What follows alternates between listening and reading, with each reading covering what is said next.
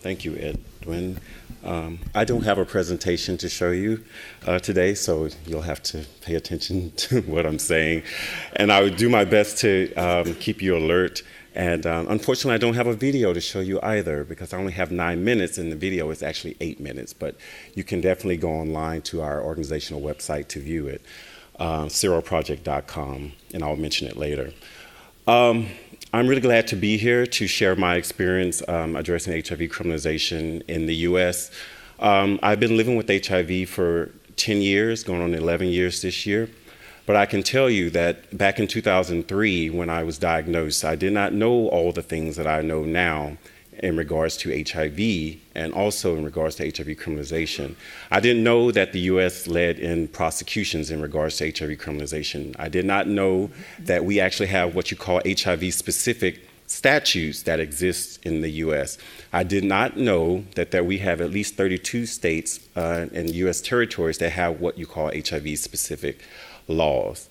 Now, the issues that I dealt mostly around disclosure, around sharing something so personal, so private with someone else, such as HIV.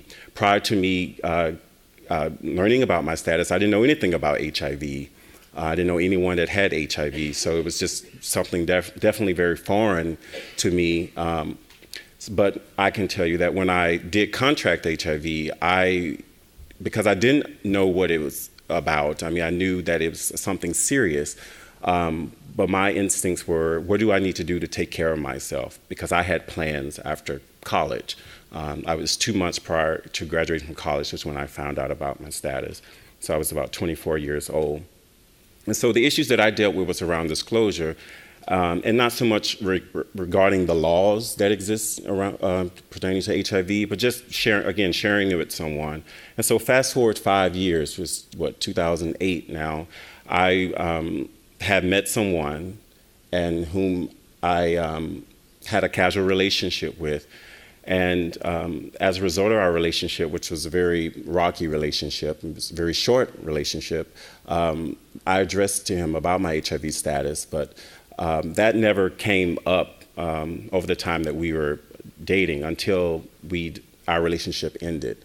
And as a result of that, he decided to press charges against me for not disclosing my HIV status to him. And so in that instance, that changed my life. I was, subsequently, I was arrested and I was convicted. And then the statute in the United States, or in Louisiana where I'm from, is the intentional exposure to the AIDS virus. And so I was convicted to 6 months in prison, and I had to also register as a sex offender. And I don't know if anyone is familiar with how sex offender registration works, but just to give you some examples of it, on my driver's license or my ID had sex offender in big red letters underneath it. And so I don't know how many of you have had to show your ID at any point in time, in your life, whether at the doctor, at the bank, or anywhere. But those words were on my ID, and that's something that I had to share with a lot of people. Also, I had to put my picture in the paper so that everyone in my city, in my hometown, would know that I was a registered sex offender. And not only that, they will also know that I'm also HIV positive. So that sends a lot of messages. People are allowed to think what they want to think, and most people do think, something horrible, like, oh my God, what did you do to another woman, or what did you do to children, But this is simply for being HIV positive and not disclosing my status. So another thing is that they sent around community notification cards to everyone within my community so that they would know that I was a registered sex offender. And these are people that I either went to school with, people I went to church with, our neighbors, and everyone that would know me or my family in our community. And so that is just a few examples of the things I have to deal with in terms of not only being a convicted felon, but also being a registered sex offender. And so HIV criminalization, for those that may need a little clarification, is the inappropriate use of laws pertaining to people who are HIV positive for non-disclosure, for perceived exposure, and for transmission of HIV. And so 2009, I was eventually convicted and sentenced, and I I have to say that that just really changed my life, and I really felt that there was an injustice because of that, simply for either not disclosing your status or people feeling like they've been exposed, especially when there's been no risk. I really felt that that was a violation of a person's human rights to privacy, and it's a violation of a person being a human being because you don't have other laws that discriminate against people simply based on something that they cannot change about themselves. In HIV, once you are diagnosed, you can't give that back. And so this is something that you have with you for life. And so I really felt like my life was over, and I didn't know what I was going to do to address this injustice or how I was going to pick myself up. Because once you're a convicted felon in the US, it's really hard to get your life back on track. It's really hard to find employment. It's really hard to find adequate housing. And as a person living with HIV, you need those things in order to survive, in order to take care of yourself, in order to be a productive citizen in life. And so I decided to volunteer. As soon as I got out of the prison in January of 2011, I decided to learn about whatever it is that I had experienced. And believe it or not, a few days after getting out, I read an article that was about HIV criminalization, which was an article that was written by a colleague who I work with, wrote an article about HIV criminalization. So as I'm reading it, I'm like, wow, this sounds like something that's happened to me. And I immediately called him and introduced myself to him and explained to him that I really felt like what he had written about is something that I personally have experienced.